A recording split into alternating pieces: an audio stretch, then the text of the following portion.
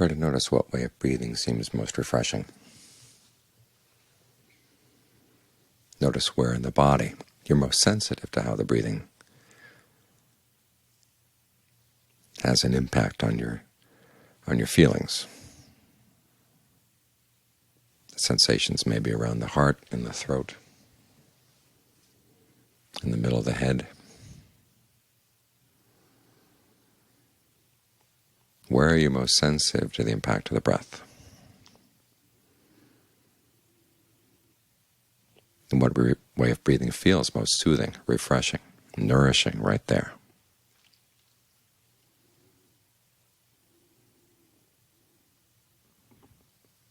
Stay with that spot of the body for a while, and let it be healed. Let it be strengthened.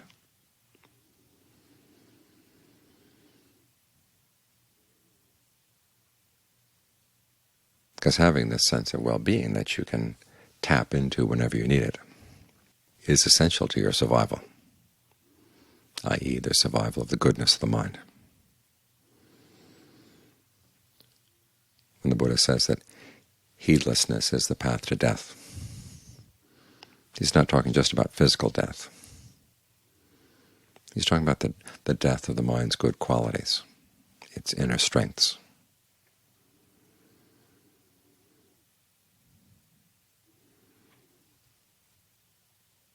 And these are your most important treasures,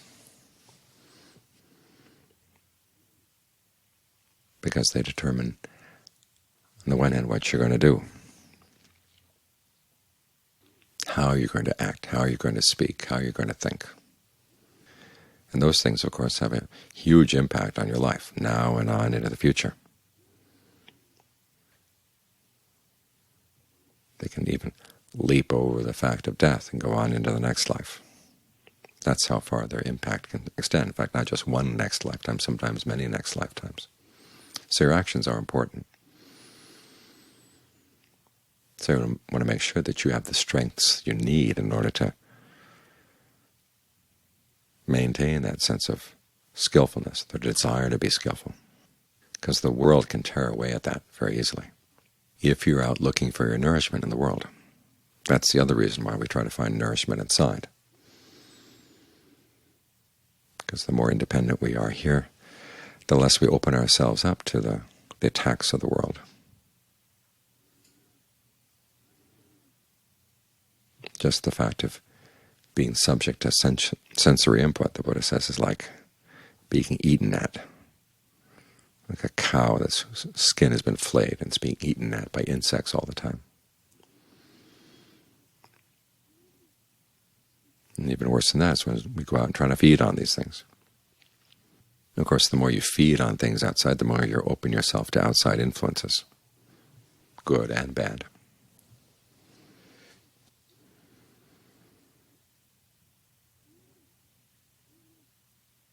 And when you're really hungry, you tend to get pretty indiscriminate.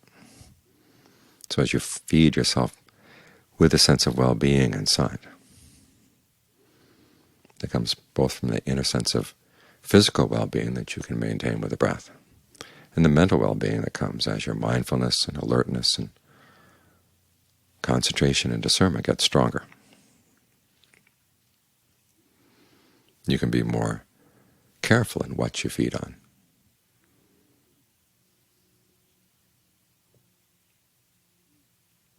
And you find yourself taking less and less from the world and having more and more to give. It's not like we're shutting ourselves off on a little island and refuse to have any contact with anybody else. That's not what the practice is all about. The practice is developing the mind so that you benefit and the people around you benefit too.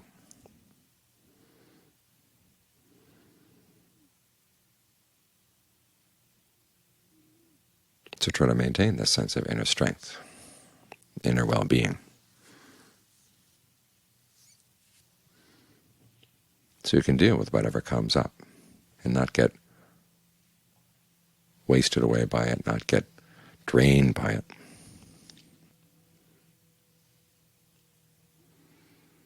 And not expose yourself to the influences of the world, because the values of the world are all very strange. Someone once noted, it's the human race, everybody knows they're going to die, and yet they act as if they didn't know, scrambling after this, that, and the other thing, and trying to defend what little they have.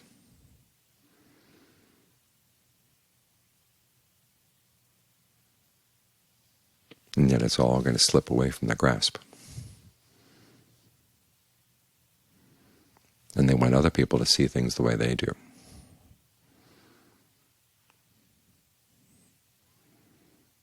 John Fung once noted, it's not just human beings, there are even devas out there who are scared by people who practice meditation, practice the Dhamma for freedom, calls into question what they're doing.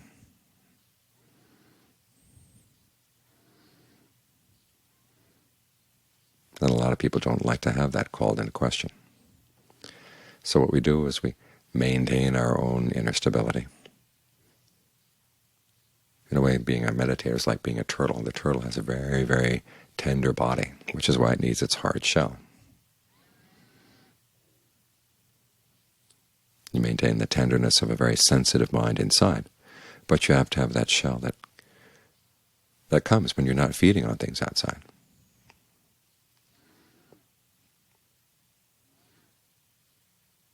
I was once teaching at a retreat, and one of the retreatants came up after a couple of days and said, when I came back from last night's session, I realized I was really angry at you. I said, oh, why? He says, well, I've been thinking about it ever since you came here. I can't figure out where your buttons are. So I made light of it, and I said, well, that's why we wear robes. You can't see our buttons. But the issue goes deeper than that. If you're a meditator, people try to push your buttons and they find they can't push the buttons. Some of them really don't like that, which means, of course, they're trying to control you and are frustrated by the lack of control.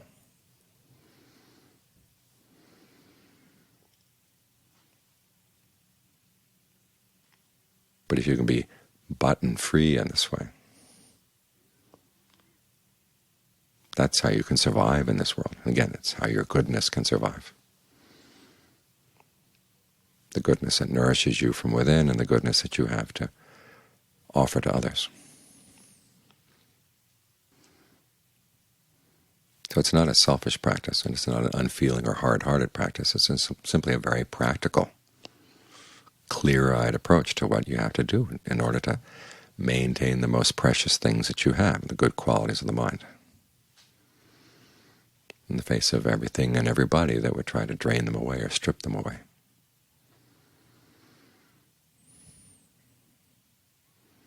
So try to find this center that feels really, really good. This is how you can maintain mindfulness throughout the day, maintain your alertness throughout the day. Because if it's just something you tell yourself you should do, and it's not pleasant, the mind is going to find all sorts of reasons for wandering off, slipping away when you're not looking. But if you find you can maintain a sense of well-being, tap into it, keep it going, and allow it to do its work both on the body and on the mind. You discover a strength that you didn't realize you had. Now, there are times when the simple sense of well-being from the breath isn't enough, because you find there are bits and pieces of your attention that keep slipping off. In other words, you've got outside concerns that don't allow you to stay here really 100%. Sometimes it's useful then at the beginning of the meditation to remind yourself of the things you don't have to pay attention to. Consciously tell yourself, I'm putting aside this responsibility, I'm putting aside that responsibility, all the people and issues in life that tend to pull you out. And say to yourself, for the time being, those issues are far away. And then be true to that determination. You know that at the end of the meditation you have to pick these things up again. But don't let them eat away at your awareness while you're here.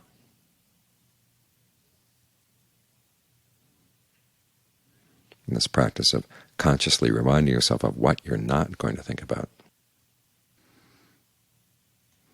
can help protect your space. Because as soon as you find your thoughts wandering off in that direction, you remind yourself, hey, remember, I don't need to go there.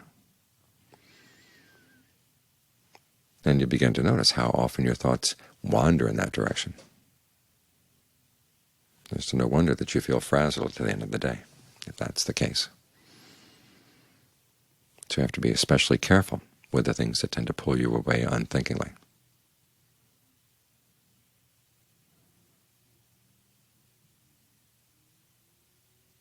And the best way not to be unthinking in that way is to think about them a bit at the beginning of the practice. Okay, you're not going to think about your family, you're not going to think about your job, what other responsibilities there may be.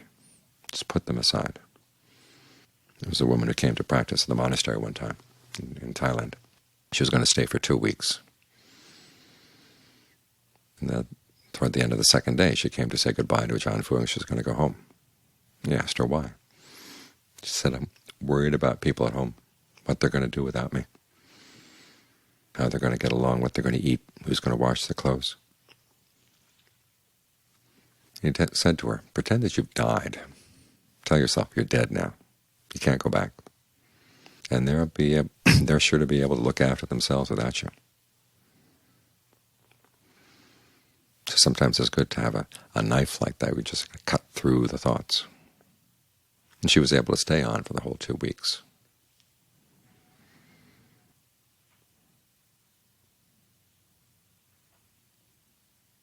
But of course you have to be able to do this not only when you're away from home, but also when you're right in the midst of the house, on all the affairs of the house. It's almost as if your nervous system were plugged into the electric wires in the house. Everything in the house is connected to you. You have to unplug.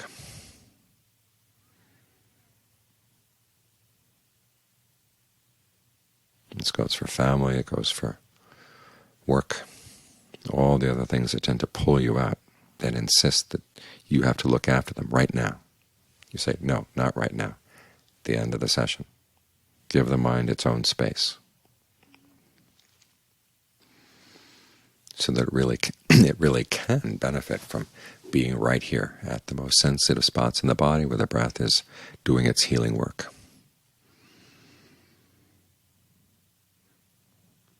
And as you let go of those other responsibilities, have a little touch of goodwill, so that's not an angry rejection. It's simply, okay, goodwill for you, but in order to deal with you effectively, I'm going to need some time of my own. So goodwill for everybody, and then pull the plug.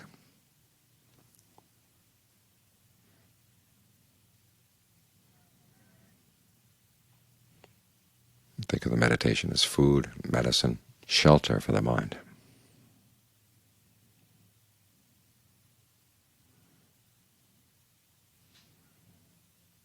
And give it the care it needs. And then learn how to take some of that sense of nourishment around with you as you go through the day, so you can keep in touch with it. Tap into it when you need it.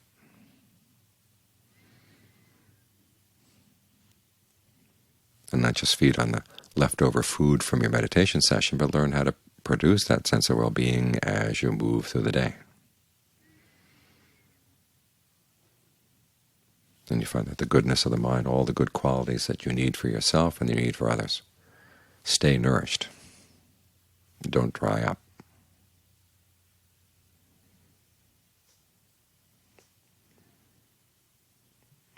It's in this way that your practice becomes agaliko, timeless. Do not just shut it off into a few minutes here and a few minutes there. Every time throughout the day becomes a time to nourish the mind, to keep it nourished, keep it strong, keep it well-centered, well-established.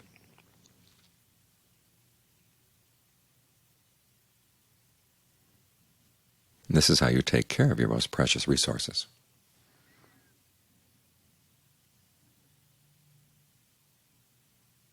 And allow them to grow.